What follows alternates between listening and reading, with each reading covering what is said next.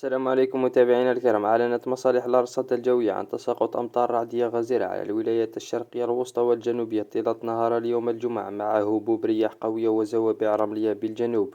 في نشرية خاصة لهذه المصالح حذرت من تساقط أمطار رعدية غزيرة مرفوقة بحبات البرد على ولاية الأغواط، غرداية، المسيلة، باتنا، جلفة، تلمسان، البيض، المغير، خنشلت، بسكرة، النعامة، أولى الجلال، حيث سيكون تساقط الأمطار بداية من 3 من صباح يوم الجمعة إلى غاية 3 بعد الزوال بكمية تتعدى 40 ملم محليا. كما أصدرت مصالح الديوان الوطني للأرصاد الجوية تنبيها باللون الأصفر يفيد بتساقط أمطار غزيرة على ولاية الجزائر، العاصمة، سوق راس، الوادي، برج بوعريش، بجاية، تقورد، وبالإضافة إلى ميلا، أم البواقي، بسا، وقلمة، تيزي وزو، عنابة، وسطيف. كما تتساقط الأمطار على ولاية قسنطينة، سكيكتا، جيجل، الطرف، أضرار، بومرداس، البليدة، بشار، ويكون ذلك بداية من منتصف نهار اليوم الجمعة إلى غاية 3 من صباحة يوم غد السبت.